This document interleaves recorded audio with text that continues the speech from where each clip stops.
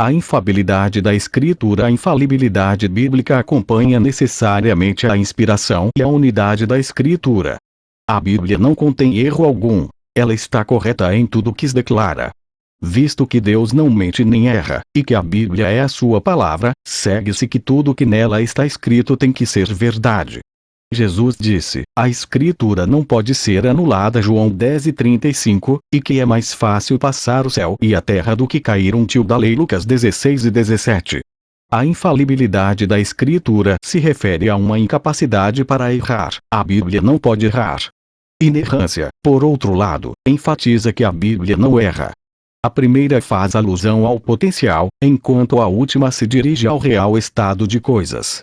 Estritamente falando, infalibilidade é a palavra mais forte, e ela acarreta necessariamente a inerrância, mas algumas vezes as duas são intercambiáveis no uso. É possível alguém ser falível, mas produzir um texto que esteja livre de erro. Pessoas que são capazes de cometer enganos, apesar de tudo, não erram constantemente.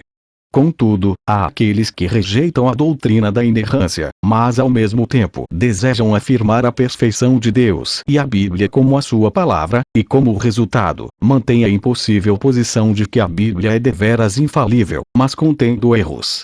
Algumas vezes, o que eles querem dizer é que a Bíblia é infalível no sentido, talvez no que se relaciona às coisas espirituais, enquanto que contém erros em outro sentido, talvez no que toca aos acontecimentos históricos.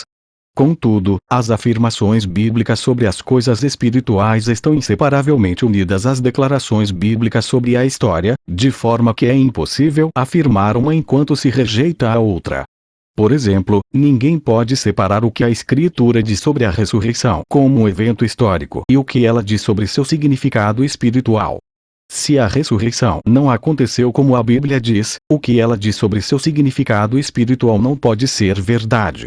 O desafio para aqueles que rejeitam a infalibilidade e a inerrância bíblica é que eles não têm nenhum princípio epistemológico autorizado pelo qual possam julgar uma parte da Escritura como sendo acurada e outra não.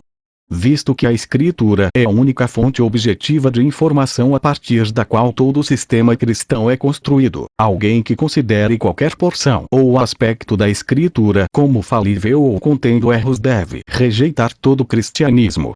Novamente, esse é o porquê de não haver um princípio epistemológico mais alto para julgar uma parte da Escritura como sendo correta e outra errada.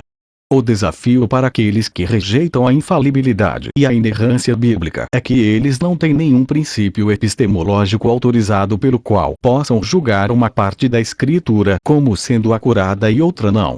Visto que a Escritura é a única fonte objetiva de informação a partir da qual todo o sistema cristão é construído, alguém que considere qualquer porção ou aspecto da Escritura como falível ou contendo erros deve rejeitar todo o cristianismo. Novamente, esse é o porquê de não haver um princípio epistemológico mais alto para julgar uma parte da Escritura como sendo correta e outra errada. A confusão permeia o estado psicológico prevalecente no meio teológico de hoje.